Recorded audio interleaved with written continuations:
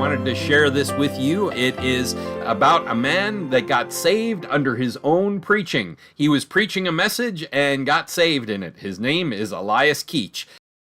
The church is still in existence to this day.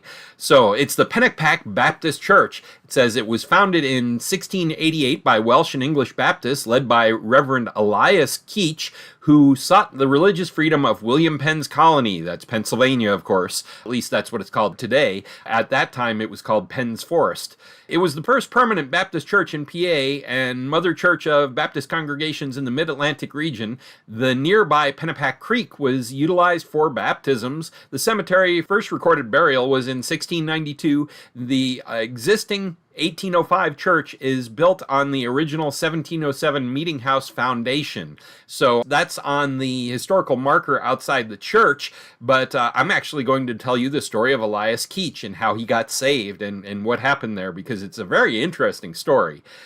Baptist pastor Elias Keach had a unique conversion story. He was the son of a famous English Baptist preacher by the name of Benjamin Keach, who was the one who brought singing back into the Baptist churches. Let me pause here and tell you the story real quick about that. Benjamin Keach was a Baptist preacher in the 1600s. At that time in Baptist churches, most Baptist churches would not sing. Part of that was due to persecution that had gone on in the years prior to that, and so they were afraid because that would draw attention to them. And then also it's because they were influenced by the Reformed churches that kind of because of the teachings of John Calvin, who felt that there should not be music in churches. And so those things influenced the Baptist churches of his day. And so he gradually brought singing into Baptist churches. He started out about once a month, he would have the church sing a song. And then when they started liking that, then he would have them sing it once a week. And then just by the time he was done, they were singing it every service. He was well known in England, in London, as a Baptist preacher there. He had a very big church, a very large congregation by the end of his life, and did a real great work for God there. But Elias was his son, and Elias was wild and rebellious. He did not appreciate his dad. He did not believe in Jesus Christ. He was a rebellious youth, and he chose, rather than be there under his father's preaching and the legacy that he had there, he chose to run away to America. He went off to the colonies to get away from his father. And so he went over there, and he arrived in the colonies in 1686 with almost no money. And so in arrogant defiance of our Lord, Elias decided to impersonate a minister by wearing the clothes of a pastor in hopes that he might receive some special treatment and maybe some gifts from people. So that's how he ended up there in America, and he was there in the Philadelphia area. And it says at that time, there were some Welsh and English Baptist immigrants living in a suburb of colonial Philadelphia that wanted to establish a local church, but they lacked a pastor.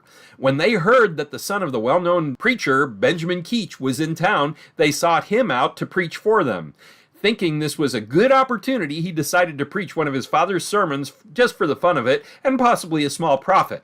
Well, Morgan Edwards, he is an 18th century Baptist historian. He records the following about this event. He performed well enough till he had advanced pretty far in the sermon. This is speaking of Elias preaching. Then stopping short, looked like a man astonished. The audience concluded that he had been seized with a sudden disorder, but on asking what the matter was, received from him a confession of the imposture, with tears in his eyes and much trembling. Great was his distress, though it ended happily, for from that time he dated his conversion. So this impostor, Elias Keach, found himself preaching a sermon and became the first convert of his own preaching. So he got saved under his own preaching. It's an awesome story there. But then after he preached this message, he basically ran out from the church, ran out on the people, not knowing what to do, and he sought out assistance from Pastor Thomas Dungan. Dungan was born in Ireland in 1635. His family moved to Newport, Rhode Island in 1637 when he was only 2 years old. He grew up and served the Lord through his life. He pastored in Rhode Island until he was about 60 years old, when at that time the Lord led him to move to what became known as Pennsylvania. Pennsylvania.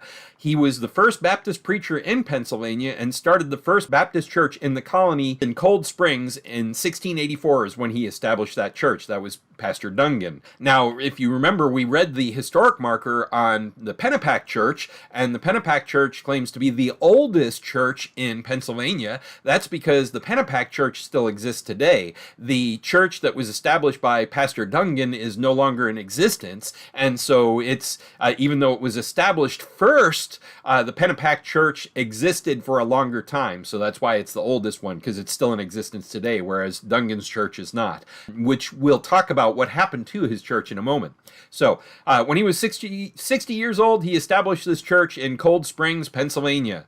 Keach knew of Dungan and rushed to him, confessing what he had done and the great conviction that he was under. Dungan went over and gave him assurance of his salvation. He baptized him. Later on, he actually ordained him into the ministry and sent him right back to that same church that he had run out on, to those people as their pastor. In 1688, Keach organized the Pennapack Baptist Church. Pastor Dungan died that same year, and in 1702, the church in Cold Springs was disbanded, and the membership transferred to the Pennapack Church, so both churches actually combined at one point. So Keach pastored the Pennapack Baptist Church until 1692, when he and his wife returned to England, which he actually got married after he got saved. So he and his wife, they were only there at the Pennapack Church for a few years, from 1688 to 1692, about 4 years, and then he returned to England, where he again started a church over there, and that church, in the first 9 months of their existence, had 130 new converts that were saved and baptized in the church.